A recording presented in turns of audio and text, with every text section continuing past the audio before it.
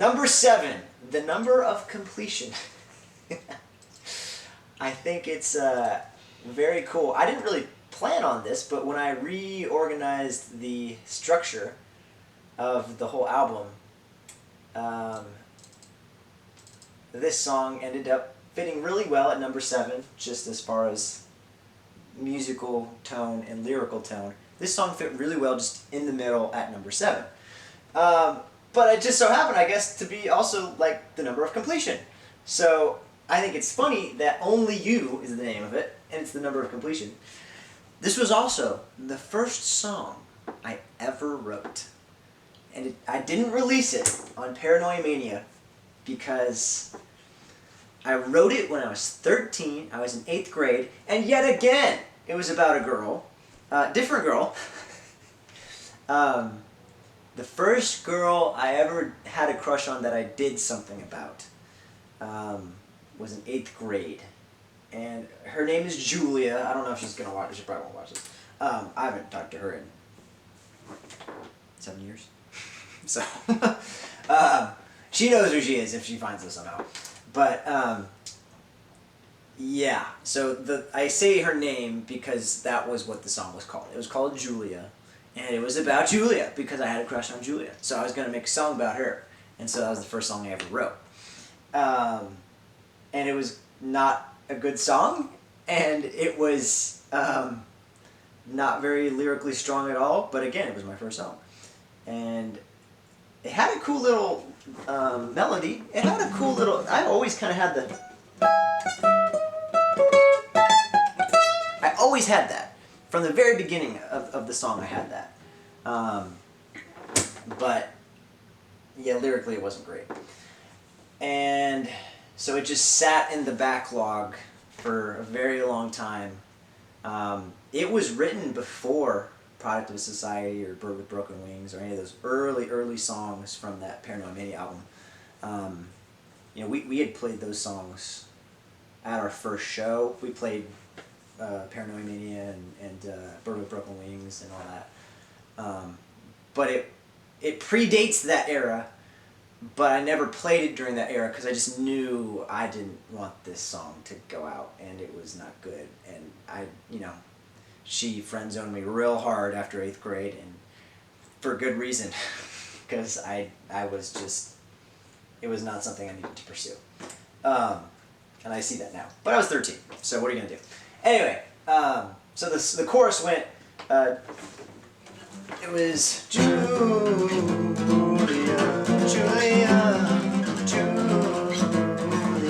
I was like, man, okay, I'm not going to have this be about Julia. So, okay, God, what do you want me to have this song be about? And I really just got, okay, this was a song about my first crush, I guess, or she wasn't my first crush, but like it was about love and all that kind of stuff. So I was like, okay, if it was about that, God, I want this song to be my statement to the world that I'm going to love you above all these other girls, above everything. Only you is who I will love and serve, God. So that's where the idea for, and it also fit with Julia, only you, 3 syllables, it fits. So that's where that came from.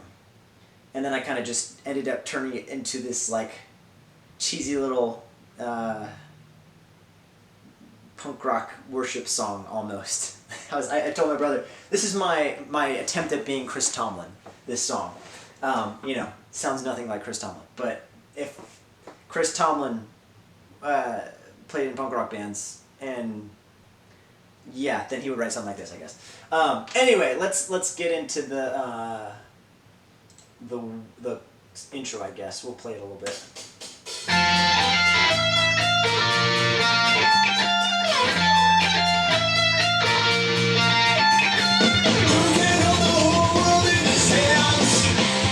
So that had always kind of been, the structure of this song stayed mainly the same. It was, and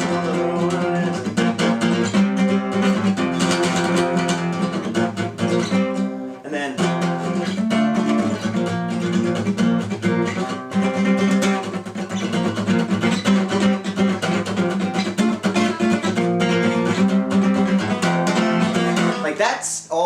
same.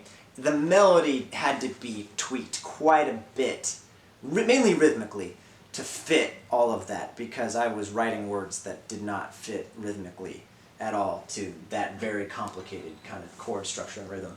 And it turned out really good with what I ended up having. So let's talk about it. The words are, who can hold the whole world in his hands? Who can separate the sea from land? You know, it starts out with a question. Who can do those things? Only you, God. And then kind of went into Psalms a little bit.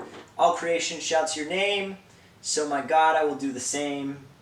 God, I love your ways. You turn mourning into praise. Again, all Psalms here. I'll never comprehend the things you do. There is no God like you. Only you. I figured it's pretty good. I really like, I'll point out here.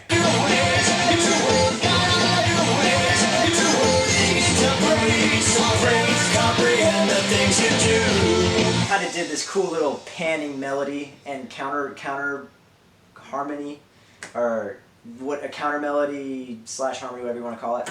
God, I love your ways, morning into praise. Yeah. So I that's a really cool little touch that I think kind of came out of the whole process. And then there is no God like you. Really punchy line. I really like that. Only you. Only you. And then verse 2. You will never go back on your word. You alone will be the one I serve. So this is, again, just more attributes of who God is, but also now how it affects my life. You alone will be the one I serve. I was once your enemy, but Jesus, you set me free. Because with your dying breath, you paid off all my debt of the countless sins I have made. Jesus, you alone can save. Again, you alone, Jesus. Only you. Just staying with that concept of these are all things that only Jesus can do. No other God, no other religion promises these things or has these things. Every other religion is you have to work for your salvation. You have to be good enough to go to heaven. Only Christianity, only the true God has done something as crazy as earning our salvation for us, I guess, by descending, by taking on flesh and living a perfect human life, so that he could be the bail in the way our debt is paid. It's what I would talk about with the students for that TV show. It's like you have $1 million debt and you're guilty, but Jesus came in, he has $1 million, and he pays off your debt. It's a lot more spiritual and theologically intense than that, but when it comes down to it, I guess that's a good kind of comparison. But what kind of love does it take for somebody to do that for you? Like a God to actually love you and care about you that much. Christianity is the only religion that has that, where a God would become man specifically to take the punishment we deserve. It's the only religion where the God sacrifices himself for humanity that I'm aware of. I could be wrong. I'm trying to think of a counter comparison. Leave a comment if you know of one.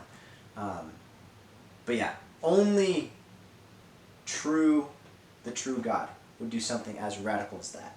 So I think it's just a cool thing. And then we go down here to now my life will never be the same. I will give it up to praise your name. Once again, surrender. I will give it up to praise your name. Then we have this cool little, this is, I guess, the bridge, or it's like this transition part. Jesus, you. I will give it up to praise your name.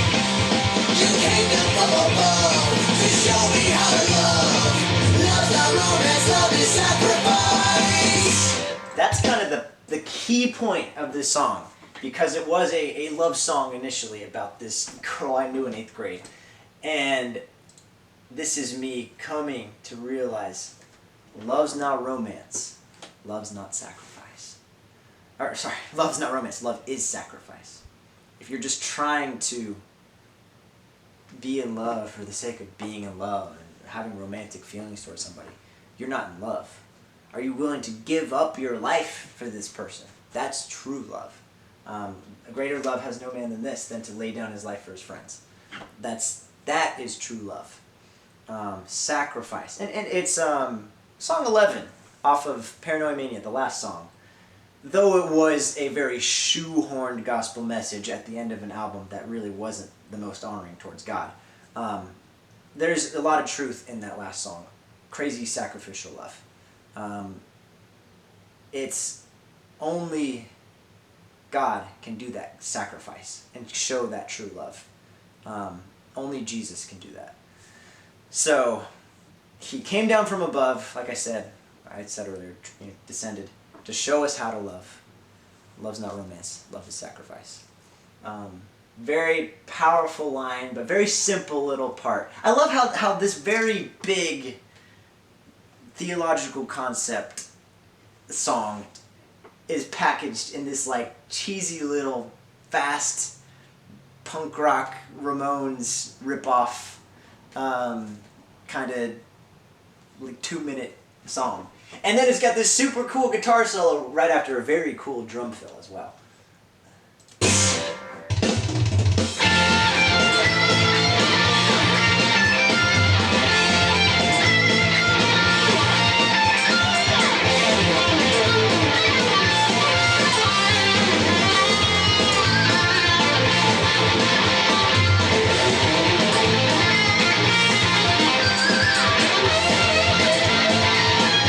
It's almost like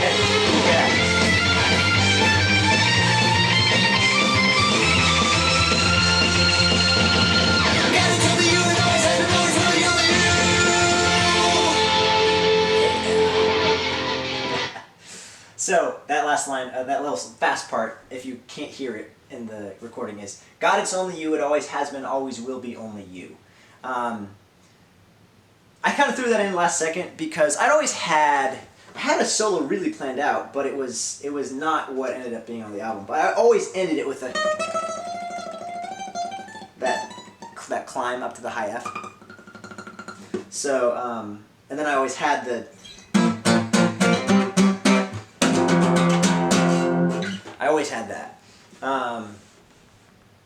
And then with the...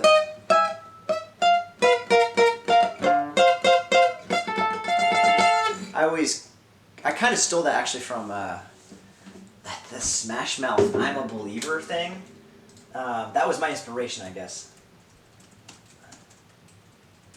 Kind of a weird thing to parallel, but at the end of this song. Oh, thanks. Yeah. What's your number or something? Well, yeah.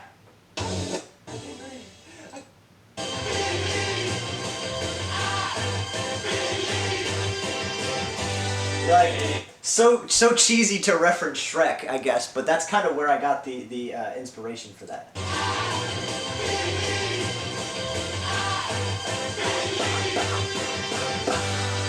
That's what I was trying to steal from. Anyway, so I always had that, but I thought, it'd be cool to have a little vocal part at the end on top of that. Kind of like Monkey Wrench fast delivery. Well, Monkey Wrench is one word and maybe not a good comparison, but God, it's only you, it always has been, always will be only you. Kind of like talking about how he's the Alpha, the Omega. Good wrap up of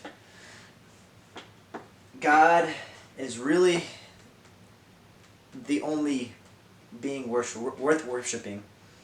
He always has been, and he always will be the only being worth worshiping. So, at the expense of the other things I have worshipped in my life, God was always the one who was worth worshiping. I guess not expense. I worshiped things that I shouldn't have in place of God. But he always has been the only true thing I should have worshipped. Anyway, let's talk about that solo a little bit more, if I have time. Yeah, I got 15 minutes. So, I had to switch it up a little bit. Initially, it was gonna be.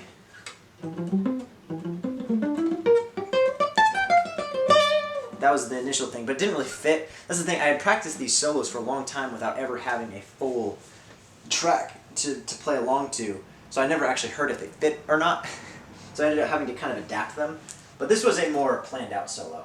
I kind of kept things, but then I kind of just added stuff to it.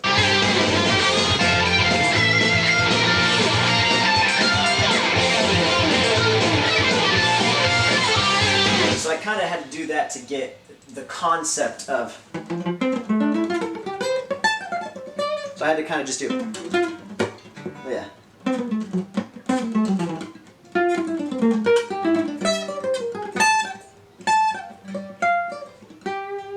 I had to kind of adapt it. I don't know if that makes sense, but and then we went to very pentatonic. I just was like, you know what? Forget everything else I had planned for this solo. Let's just do a really just like get funky with it. And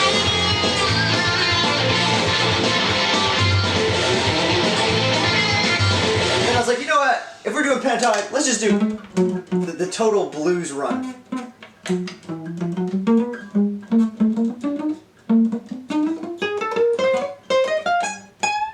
Just get like as bluesy with it as I can.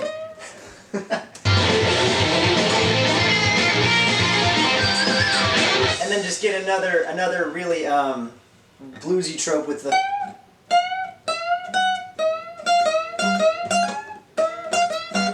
Just like go to town on the blues vein. And then still end it with that cool the tremolo picking to end it. So I really like that solo. I really like that song. It was a lot of fun to write. Only You, very very spiritually sound as well too, I think.